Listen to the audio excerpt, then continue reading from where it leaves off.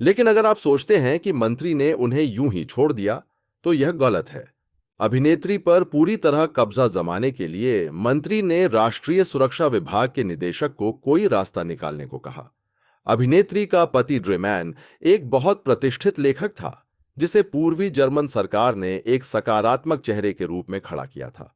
मंत्री खुलेआम गिरफ्तारी या दमन नहीं कर सकता था, इसलिए उसने निदेशक से कहा कि ड्रेमैन की कोई विद्रोही टिप्पणी खोद निकालो। वह जानता था कि बुद्धिजीवी सरकार के खिलाफ शिकायत करने में सबसे आगे रहते हैं और एक गलत वाक्य ही उसे बर्बाद कर सकता है। यह जिम्मेदारी गुप्त पुलिस संस्था स्टासी के कप्तान विस्लर को दी गई। 1984 का पूर्वी जर्मनी कठोर दमन के दौर में था। लाखों खुफिया एजेंट और गुप्त पुलिस जनता पर चौतरफा निगरानी रखते थे। विस्लर इनमें सबसे माहिर था। उन दिनों वह पॉट्सडैम की गुप्त पुलिस अकादमी में पढ़ा रहा था। कक्षा में एक छात्र ने सवाल उठाया कि संदिग्धों को सोने न देना अमानवीय है।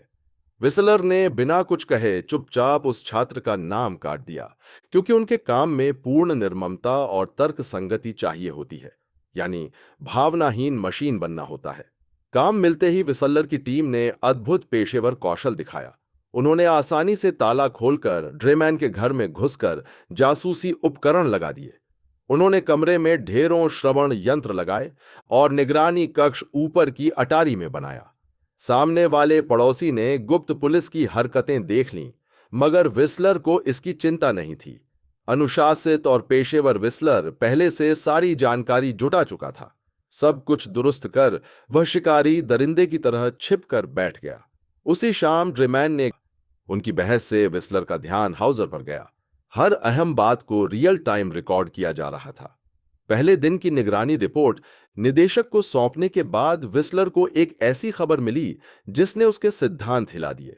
उसने अपनी निगरानी रिपोर्ट में एक गाड़ी देखी जो हिलेन को घर छोड़ रही थी, मगर निदेशक ने बताया कि वह मंत्री की गाड़ी थी और निगरानी नेतृत्व तक नहीं पहुंच सकती।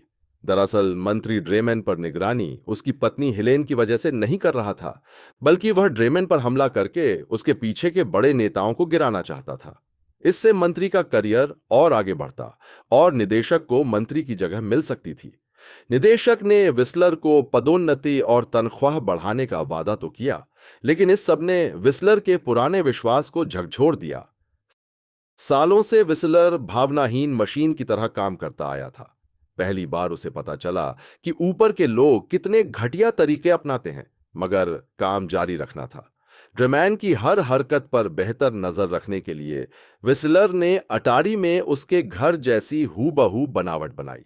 उस रात मंत्री ने फिर से हिलेन को घर छोड़ा और रास्ते में गाड़ी में ही उसके साथ जबरदस्त, तो वह सारी सच्चाई समझ गया। एक अजीब मजबूरी में विस्लर ने ड्रेमैन के घर की घंटी बजा दी। घंटी सुनकर ड्रेमैन को लगा कि पत्नी चाबी भूल गई है। वह दरवाजा खोलने उठा। उसने ठीक उसी पल देखा गया कि बिखरे कपड़ों में उसकी पत्नी मंत्री की गाड़ी से उतर रही है। ड्रेमैन भी सब समझ गया।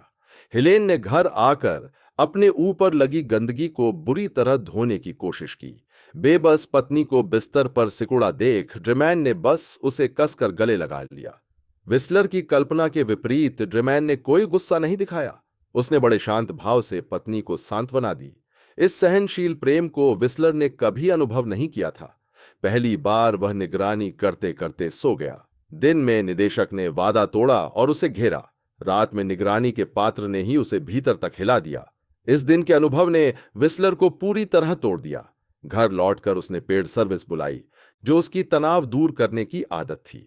वह सोच रहा था कि शायद इसी तरह ड्रेमैन और उसकी पत्नी के रिश्ते को समझ सके, लेकिन समय पूरा होते ही औरत फौरन चली गई।